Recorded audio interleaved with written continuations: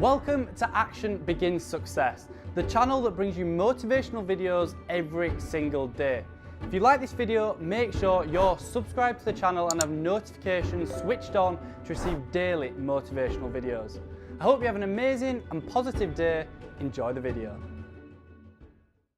Everything that you really want in your life comes down to one thing. You want some kind of change in how you feel, or what I call a change of state. The state of mind or body you're in at that moment in time. We all want to change how we feel. Think about it. The only reason you want more money, you don't want little pieces of paper with pictures of deceased notables on it, do you? Of course not. You want money because of what you think it'll give you. You think it'll give you more freedom, more fun, or the ability to give to other people. You believe it's going to lead to some kind of pleasure if you want it. Say, I want a business. Listen, I know a lot of people in business who don't want their business anymore. The bottom line is it's not the business you want, it's what you think a business will give you, the feeling changes you think it'll give you. Somebody says, I want to get married. They want to get married because of what they think that will give them. Or I want a relationship. They think it's going to give them a certain kind of feeling. That's what drives all of our behaviors. Challenge me on this. See if you can find an exception. Is there anything in your life that you really, really want that the reason you want it doesn't come down to eventually some feeling you're going to get if this thing happens in your life? I'll tell you over and over again, no matter what exception someone has tried to find, if I keep asking them, well, why do you want that? But why do you want that? But why do you want that? Eventually they get to a point where they go, well, because it makes me feel good. And so that's what we really want. We want to feel good. We want to have those special feelings inside. In other words, we just want to be able to manage our emotions, manage our states, and create what we really want emotionally in our lives. Everything we do, we've already said, is to create pleasure. That's an emotion. And to avoid pain. That's an emotion too. And if we want to change our behavior, the quickest way to do that is change how we feel.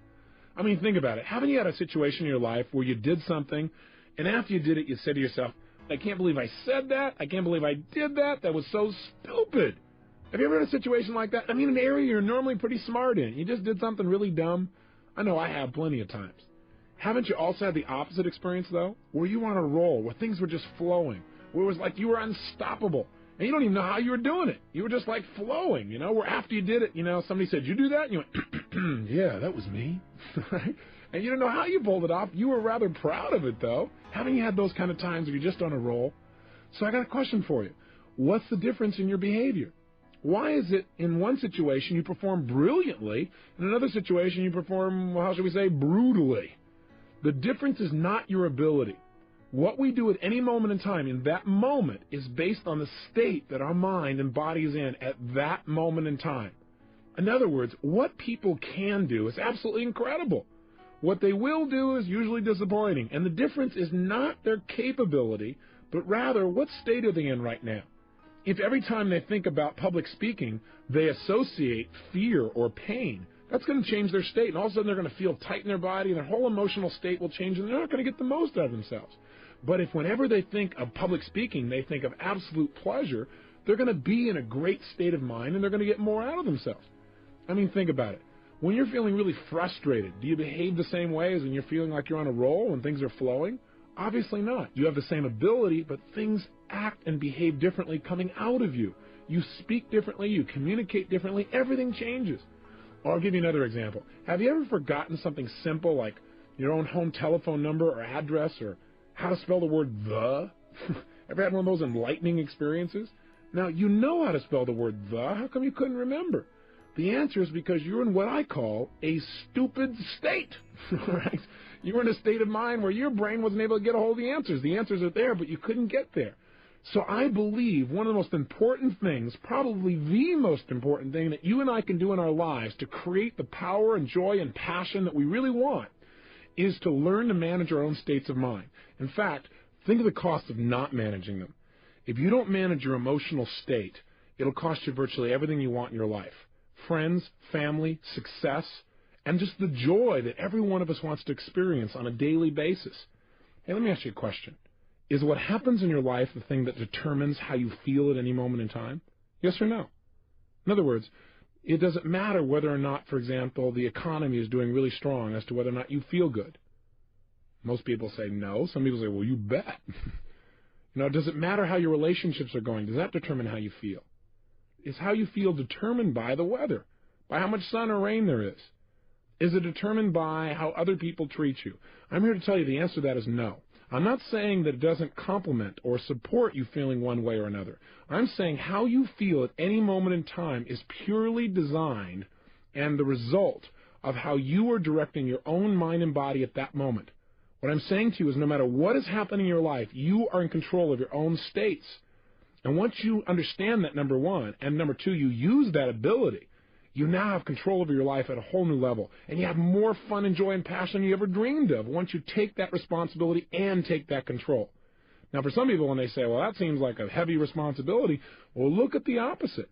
What's the price of not managing your states? Well, I'll ask you a question. What does John Belushi, Elvis Presley, Freddie Prinze, Jimi Hendrix, Janis Joplin, and Marilyn Monroe, what do they all have in common?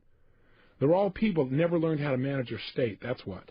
They all were people that had every reason in the world to be happy by anybody else's standards, but who destroyed themselves, literally killed themselves in the end. I mean, Belushi is one of my favorite examples. Why? Because I like this guy. Didn't you? Wasn't this a fun guy? I mean, if you were to think of somebody, didn't he feel like this guy that you could connect with? I don't know about you, but I really enjoyed him. And millions of other people did as well. He had what most people would think would make them happy. He had all these people that loved him and appreciated his work. He got to be creative. He was in movies. He was in television. He was on Broadway. I mean, here was a guy that was spontaneous. He had a great family that totally loved him. He had all the money and fame that most people think that they could possibly want or need, and yet he's not here. How come? He's dead. Why? Not because of old age, you'll recall, but because this man did not know how to control his own emotions within himself, and he tried to change the way he was feeling by using drugs. He used drugs as a way to change his state, and he's no longer here, and neither of the other people I mentioned on this list. Think about it. There's a major price in now managing your state, and in managing your state, there's major rewards. Now let's contrast Belushi with a friend of mine. His name is W. Mitchell, one of the people in the world that I only love most, but also have the most respect for. W. Mitchell's a unique guy. 15 years ago, he had a unique experience, one that most people would never forget. He was driving his motorcycle 65 miles an hour down a freeway when something caught his attention.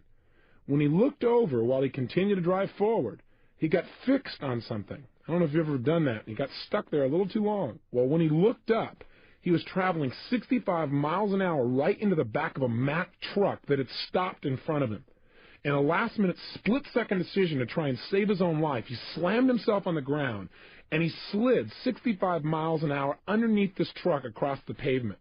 Then the worst thing happened. The gas cap popped off. Fuel spilled out all over the place, and then from the friction, exploded and ignited.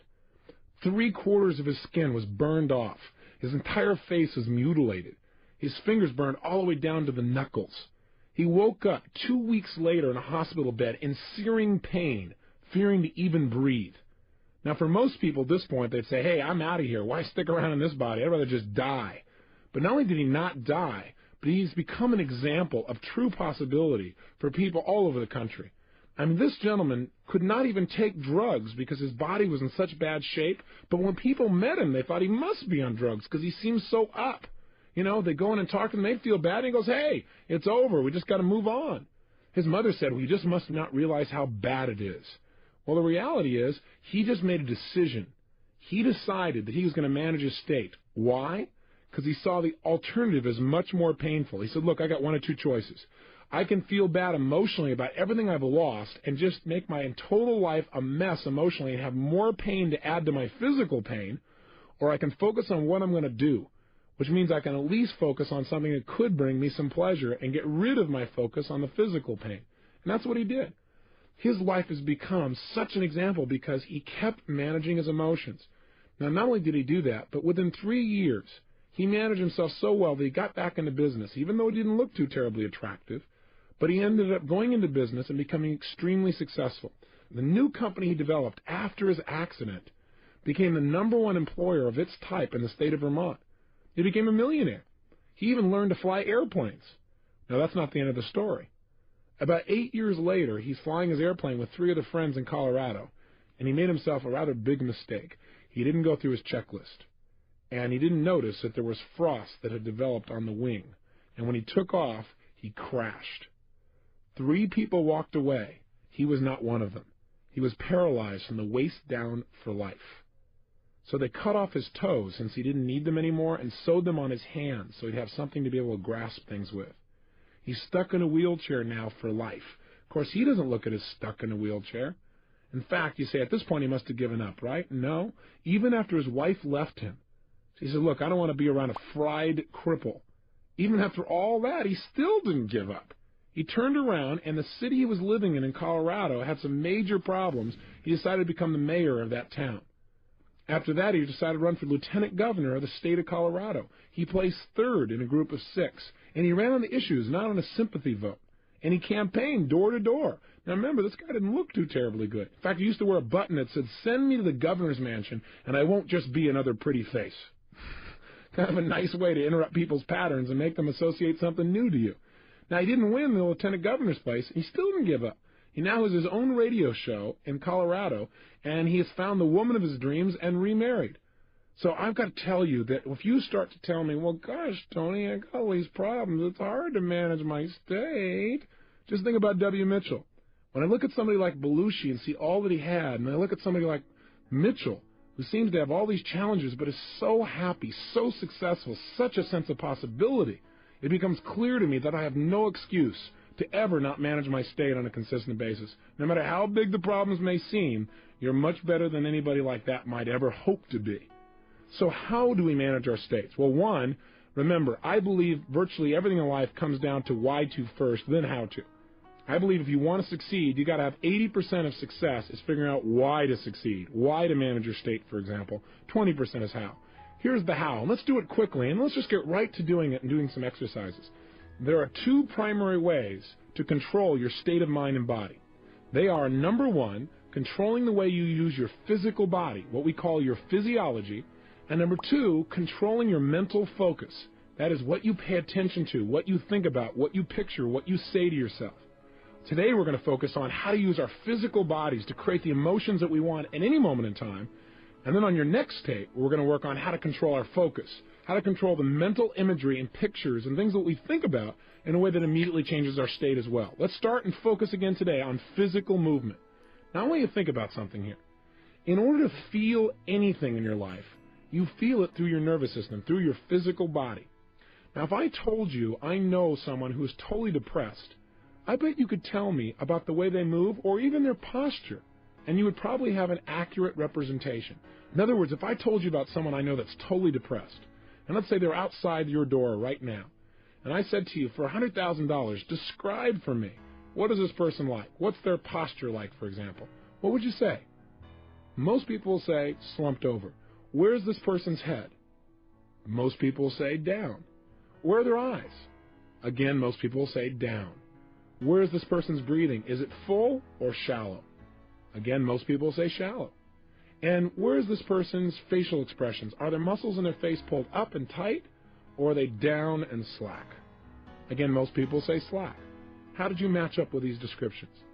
Again, if you're like most people, most of those descriptions match the picture you have in your mind.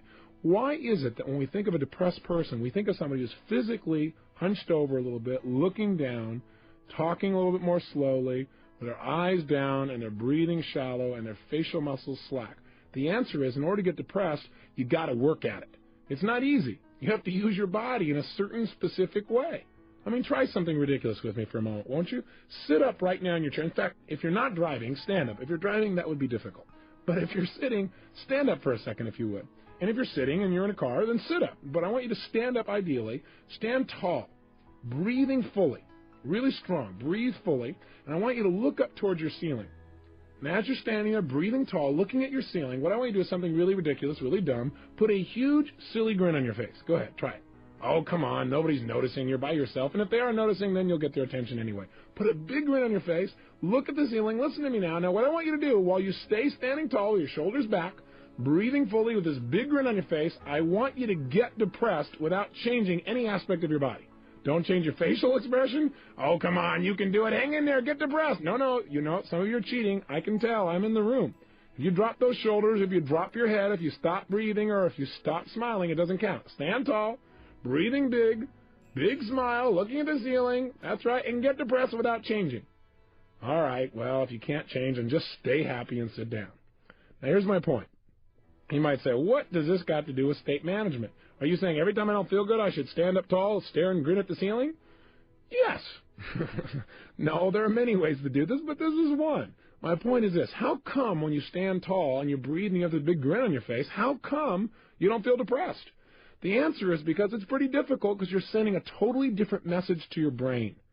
See, the way we move our facial muscles, the way we gesture, the way we physically walk, the pace at which we talk, all of these things determine how we feel in any given moment. If you don't like the way you're feeling, rather than trying to pump yourself up intellectually going, oh, I feel good, I feel good, I feel good, or doing a bunch of affirmations where I feel good, I feel good, I feel good, I feel good, and your brain goes, BS. That's not enough. What you've got to do is change the way you're moving. I mean, think about it. When you were growing up, didn't you have a parent that told you, hey, look, if you're depressed, go do something? Why did that work? Because when you go do something, you change the way you move, you change the way you breathe, you change what you're focusing on and what you're paying attention to, and whammo, you have an emotional change, a state change, if you will. So I want you to realize the power of your own physical body. When I was struggling, I had no idea the power of my body. I was at the effect. But you know what? I still use these tools. I just used them in the wrong way. Hey, listen, you already know the power of your body. When you don't like the way you feel, what do you usually do? I'll tell you what most Americans do. They do something to change the way they feel by changing their body, by changing their biochemistry. What do? They do things like drink alcohol. Why? Because the minute you drink alcohol, does it change your state? You bet. You behave differently when you're in a different feeling state? You better believe it. Guy goes, yeah, man, I sure do. The bottom line is you changed your biochemistry. As soon as you did that, that was changing physiology, and your emotions and feelings and behaviors change instantly. Now, a lot of people in our society, when they don't like how they feel, they change their body and change the way they feel by using cigarettes. They smoke, and therefore they breathe differently. When they breathe differently, they feel differently. When they feel differently, they behave differently. So they don't like how they're feeling. They're feeling a little tight. They're feeling a little frustrated. They're feeling a little stressed. They smoke a cigarette, and they think the cigarette makes them feel better. What makes them feel better is the fact that they're taking nice, deep, slow breaths. Why not try it without the cigarette? What a concept. Amazing. The bottom line is you can change just by changing your breathing alone. Now, what else do we do? Well, a lot of people, when they don't like the way they feel, what do? They eat. You know, they go, I don't feel good, and they eat. And then they get fat, and they look in the mirror, and they don't like how they look. That makes them feel worse. So they don't like the way they feel, so they eat some more.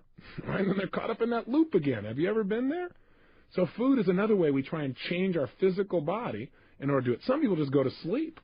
And some people do things like go shopping or watch TV, but we're going to talk about that in your next tape. Those are people that are changing what they're focusing on. But the primary way most of us try and change how we feel is by changing the way we use our physical body. Drugs is the most obvious example. We've already talked about that. Cocaine. Why? Because it changes their state rapidly. That's why people still purchase it, even though it destroys their life simultaneously. They don't focus on that. The point is, any change in your physical body makes an immediate radical change in the way that you feel. So what you've got to learn to do is use this to your advantage. Instead of being at the effect of things, immediately change your emotions. So right now, let me give you a frame of reference about what I'm saying. I learned a long time ago that if I really wanted to succeed on an ongoing basis, I probably needed to measure my level of emotion, my level of intensity. I got a lot of this by working with professional athletes. I noticed that most athletes are really conscious of and pay attention to managing their emotions and their states. And you watch a tennis player, and every time before he hits the ball, he bounces the ball the exact same way, the exact same rhythm, kind of anchors himself, if you will, or triggers himself back in a state. Football players do it differently. They grab their other buddy's head and they go wham, wham, wham, and smack heads with him, and they feel good. Baseball players, they spit, grab their legs, scratch the ground, but they do certain things every time to get themselves in state. And as I started to work with professional athletes, people like the Los Angeles Dodgers or the United States Army or individual Olympic athletes, every one of them focused on are they ready or not, kind of checking their state. But you see, in life, I think life is not black and white. I look at life as having many hues and colors and shades. So one day I pulled one of these guys aside and I said, look, it's not are you ready or you're not. Let's try a stupid game, okay? Let's pretend we're going to measure your level of power and readiness on a scale from 0 to 10. 0 is you're dead. 10 is you're absolutely unstoppable. I said, where are you on that scale? And the guy said, well, I'm about level 7, 6.5, 7. I said, well, you're about to bat right now against Dwight Gooden. Tell me, if you stay at level 7, what's going to happen? You know what was amazing? Instantly, he could tell me. When he realized where he was, he said, I'll either ground out or I'll pop up or I'm going to be in a situation where I'm going to strike out. I said, what level do you need to be at on a scale from 0 to 10 to be successful with Dwight Gooden? He said, level 12. I said, okay, that gives me a frame of reference. So you also need to know where you need to be successful. Now, with an athlete, it's pretty clear. For peak performance, they got to be at level 10 or above, if you will, on a scale from 0 to 10. But isn't your life just as important as an athlete's? If you're going to go in right now and you're going to influence your son or daughter to do something like get excited about their schoolwork, how are you going to do that if you're at level 3? It's not going to happen. Too often I see parents that go, I just can't motivate my children. I just don't understand why. I talk to them about all the reasons why they should really go for it, but it just doesn't seem to work. Do you have any suggestions, Mr. Robbins? I'll say, yeah, try talking a little faster for your children.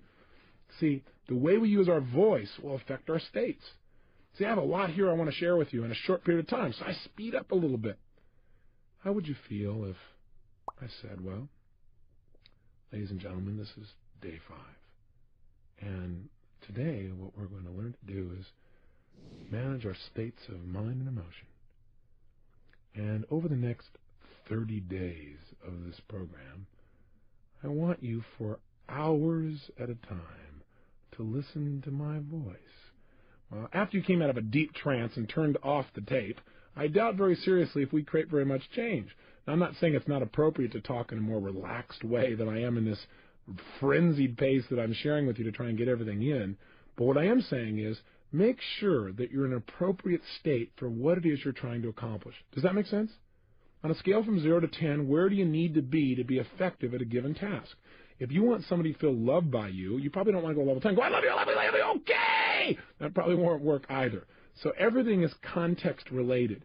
But I'm asking you today to commit yourself for the next 4 or 5 days, even though we'll be doing other exercises, to looking at what state are you living in your life. If you want to look at the state of your life, look at the level of intensity and joy and passion you're creating.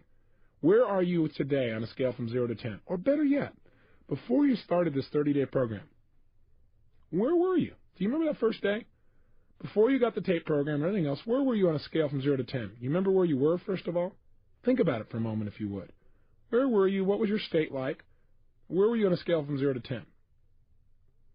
Now I want you to think of something. Where were you after you finished that first tape on a scale from 0 to 10? Most people that we followed up with and interviewed with are usually at level 8 or above. And when they started out, they were in level 6 or 5 or 4 or 3. And so what I want you to do is do it without me. You don't need me to change your state. You need you. You need to move your body differently, and you need to pay attention to where you are. Use the state that's most appropriate for where you need to be for the given situation. So let me give you, first of all, some specifics about how you could change your body. I've mentioned a lot of them, but let's be really precise. The number one way that you can change the way you feel at any moment in time is to change the way you move. The reason is this. In fact, you might want to remember this phrase. Emotion is created by motion. The way you move your physical body is the fastest way of changing your emotions. So, for example, if I'm not feeling passionate and I want to, instead of pumping myself up, all I have to do is clap my hands or move my hands rapidly and make a rapid gesture. Not a little minor one where I just push my hands out a little bit and then bring it back at a slow pace, but I mean speed, acceleration, if you will. If you speed up the quality of your movements, you will instantly change your emotional state and your intensity. So try it right now. Even while you're listening to me, here's what I want you to do. Take your hands and put them together so that you're touching them almost like in a praying motion. And what I want you to do when I say now is, at the pace I say, I want you to pull them apart and just gradually pull them out to your sides at the pace that I count, like 1, 2, 3, 4. Okay? And by the time I hit 4, you should be level with your shoulders. Okay? Let's try it. Your hands are together. And just notice what happens to how you feel. Ready? 1, 2, 3, 4. Okay, bring your hands back together. 1, 2, 3, 4. Again, 1, 2, 3, 4. Again, 1, 2, 3, 4. This is known as the state of absolute boredom. Right? So let's try something new. Let's try moving more rapidly. This time, instead of 1, 2, 3, 4, When I say now, I want you to pull your hands apart and don't limit them to the length of your shoulders. I want you to literally pull them apart and pull them out as far as you can, like extending your entire wingspan. Now be careful on this. Look around you before you do this to make sure you don't hit anything. And let's have some fun. Do something silly. I know it seems ridiculous, but just try it. Now if you're driving, this is not useful. Keep one hand at least on the wheel and try it with the other one. Okay, here we go. Your hands are together, and when I say now, I want you to literally bring them out, explode them out to your sides, and extend your fingers and everything out as far as they can go. In other words, you're going to take your hands and make them go as fast as they can apart all the way out, and extend them. Ready? 1, 2, 3, go! And just feel that. And bring your hands together again, into a clap. Okay, and then do it again, out as fast as you can, go. As fast as you can. Bring them in, and again, out as fast as you can. Again, in. Again, out fast. Now, if you do this about 10 times, you will feel what we call a state change. Do you feel it now? Now, I know this may sound weird and bizarre. You're going, okay, Tony, what am I supposed to do? Crimp this wingspan every time I need to change state? No, what I'm saying is you must learn to develop what I call power moves. What a power move is to me is finding a certain type of gesture, or a couple of them, that no matter how bad I was feeling, or frustrated, or tired, or whatever the case may be, that I can make this movement and instantly I feel strong. Instantly I feel resourceful. Instantly I feel like I could turn things around.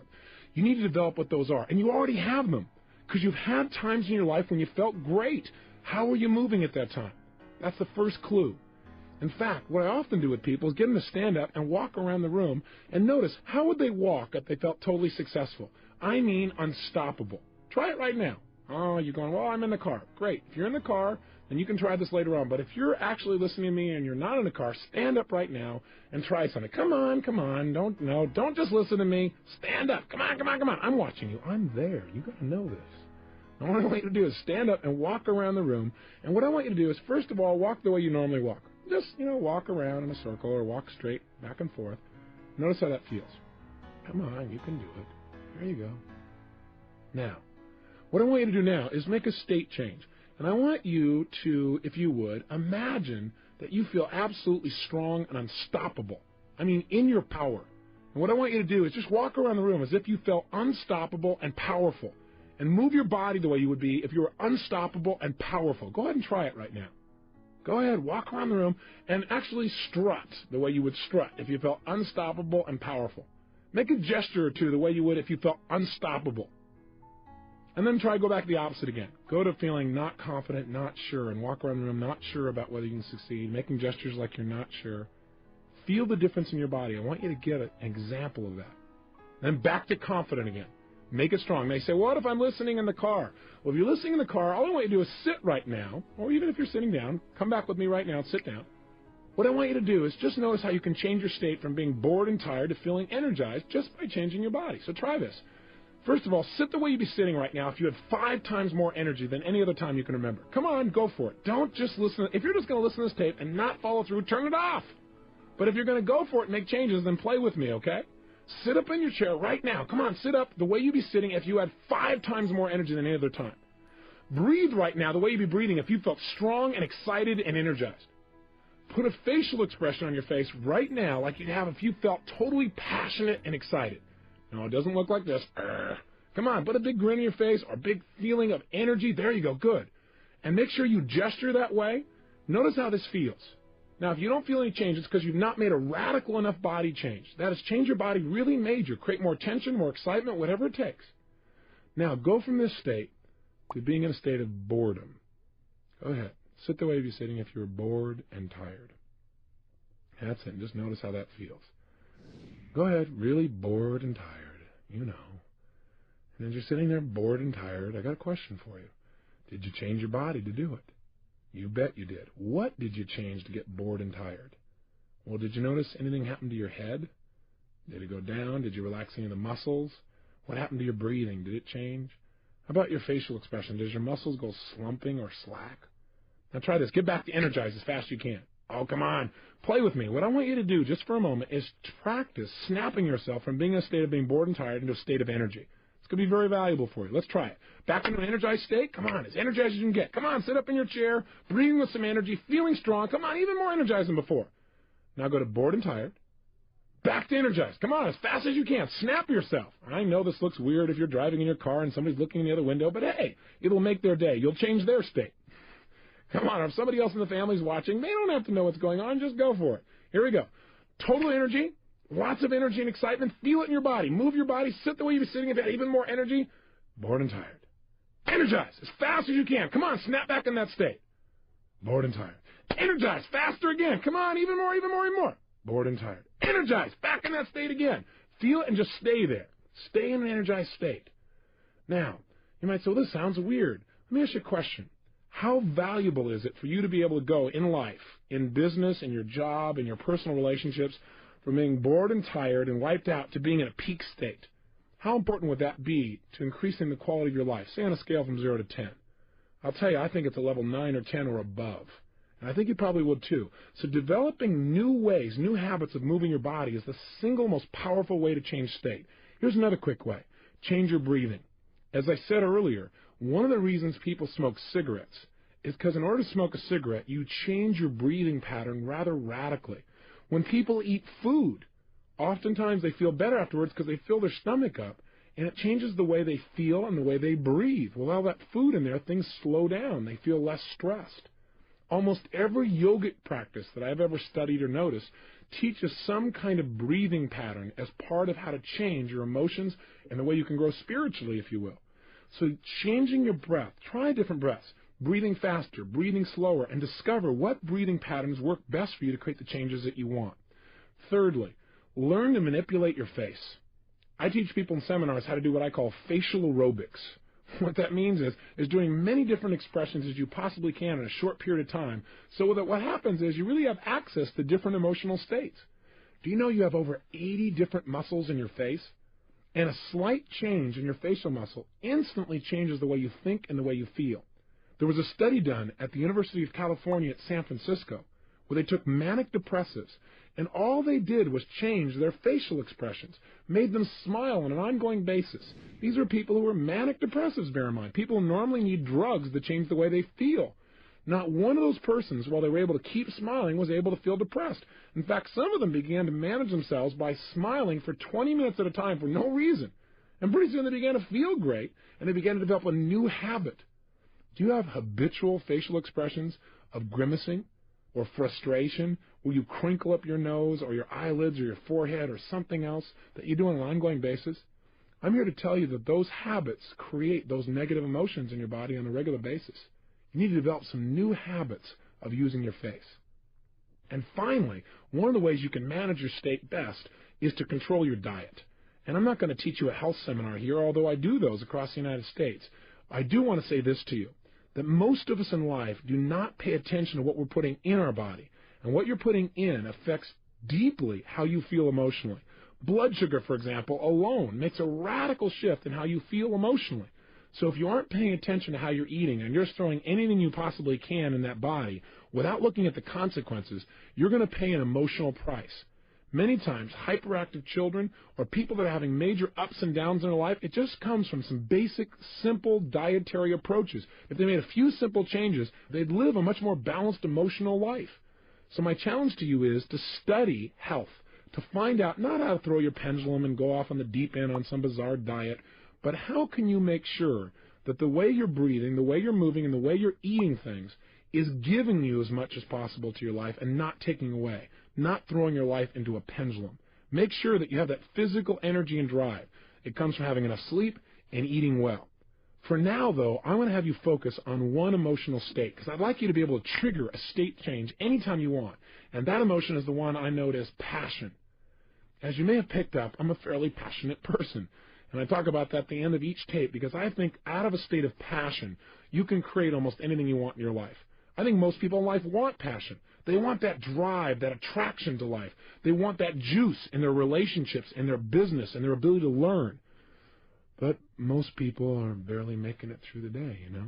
I mean, hey, you got to watch TV, fight the traffic home, get a bite to eat, and go to bed so you can get up tomorrow and start the same vicious circle all over again. I mean, after all, guys got to work, got to make your way and stuff. After all, I work hard for a living. Can't expect me to be passionate at the end of the day. Easy for you, but come on, I work for a living. Let me just tell you something. I used to believe that kind of stuff, and I used to feel that way too. Am I saying you can't talk slowly and be passionate? Absolutely not. I can talk quietly and still have passion coming through in my voice, in the way I'm speaking to you, in the way I feel inside. But that's passion. This is not passion. If you want passion, you got to talk like you're passionate. You can't talk like you're bored and feel passionate. It won't work. Your body will lead your mind. Take care of it. How can we use this knowledge? Simple answer. I want you to do it by doing the following. In a moment, at the end of this tape, your only exercise today is to do this. I want you to absolutely whip yourself into a passionate state. And if there's somebody there, I want you to talk to somebody about something, and I want you to do it two different ways. Talk to them about something you believe in, something you're really usually pretty excited about, but do it in a dispassionate way. In other words, talk to a friend. And by the way, let me just say this. If you're in your car or if there's nobody there, talk to the wall, okay? Talk to the road. It doesn't matter. If you're talking to yourself and people are driving by, they'll again be entertained, so this is very useful. Now, here's what I want you to do. If while you're doing this, I want you to talk about something, and you can just talk out loud to no one or talk to someone if they're there, talk about something you're normally inspired about, but talk in a non-inspired way, a dispassionate way, where it's like you really don't believe what you're saying, but you're just trying to convince somebody of something. So you say, gosh, what's really important to me in life is learning to change people's conditioning and help them to succeed. And I really think that if you were to study it, it would really change your life too. And I want you to notice what you do when you're dispassionate. Notice, for example, how you're standing. Are you wavering back and forth? Are you standing still? Are you back on your heels? How do you gesture? Or do you even gesture when you're dispassionate? How do you use your voice? What's the volume? What's the tempo? What's the tone of your voice? What do you do with your facial expressions when you're passionate versus dispassionate? Pay close attention. And then what I want you to do is, and really go for it. For 2 or 3 minutes, be totally dispassionate. And notice how it feels to be dispassionate. I doubt if you'll like it too terribly much. Then what I want you to do is change your state completely, and I want you to go to the other extreme. I want you to talk to yourself or the wall or your radio or the crowd or the traffic or your friend in a totally passionate way where you're more inspired, more excited, more passionate than you can ever remember being in your entire life. I want you to go for it 1,000%. And while you're talking to whatever it is, go for it 100%. Don't go, oh, this is stupid. No, all right, I'll try it halfway. Do it all the way or don't do it at all. If you're not going to do it at all, give this tape program to somebody who will follow through. But if you're one of those people, then go for it, okay? Be outrageous. Push yourself. And then notice, how are you moving differently? What are some of the specific gestures that you give when you're passionate? And where are they? What's the difference in the quality of them? What's the difference in how you use your voice? What's your volume like? What's your tempo? What's your facial expressions like? Again, notice the difference. When you're done, here's your assignment. Your assignment is pull out your success journal and record the difference. In other words, what I want you to do is leave this session today having knowledge of the buttons in your brain. In other words, if I notice that if I take my right hand and I actually snap it out in front of me very, very fast, that when I'm passionate, I tend to do that making a point. And when I'm dispassionate, my hands are below my waist or just kind of hanging out there. Then the next time I want to be passionate, even if I'm not feeling passionate, I can just snap my hand out there and immediately it's there. If I notice that when I'm dispassionate, I talk kind of quiet and tired and stuff. But when I'm passionate, I speak a little more rapidly. Then if I want to get passionate, I just start speaking more rapidly immediately, and pretty soon I immediately feel passionate as well. If I notice that when I'm dispassionate, I'm back on my heels or leaning away from somebody, but when I'm passionate, I'm leaning into them, talking and gesturing, then I start leaning into somebody in order to feel passionate towards them. In other words, find out how your brain works. You are different than me or anyone else you're going to meet. Find out exactly what triggers passion within you in terms of movements. And experiment. What would be a kind of move you could make that immediately would make you feel strong, even if you were afraid a few moments ago? So let me be clear. Here's your exercise. 1. Talk to something or someone in a dispassionate way about something you're normally inspired about. Dispassionate, or you don't really believe it or feel it. 2. Change your state and get absolutely passionate, where you feel more excited, more energized, more passionate than ever before. 3. Dissect in your mind the difference in how you moved, how you breathed, how you use your face, and how you use your voice, and record that in your success journal. And finally, today, experiment. At some point in the day, you don't feel very inspired or you don't feel anything in particular, snap yourself into a powerful state. Or ask yourself, where am I on a scale from 0 to 10? If you find you're at level 4 or 5 or 6, to me, that's a pretty boring way to live life. Maybe you want to amp yourself up, crank yourself up to level 8 or 9 just by changing your movement. Or maybe you want to be able to go from being totally excited to relaxed just by changing your breathing or your tempo or your gestures. Because being able to relax quickly and easily is sometimes and oftentimes as important as your ability to get yourself excited. The only reason I push in the other direction is I think most people have the ability to get in this state. They may not have the ability to get in the other one. Whatever you're already good at, make it better. Whatever state you're not good at getting in, practice getting into it until you can absolutely make the change you want as fast as you can think it. Remember, any emotion you're feeling is based on how you're moving.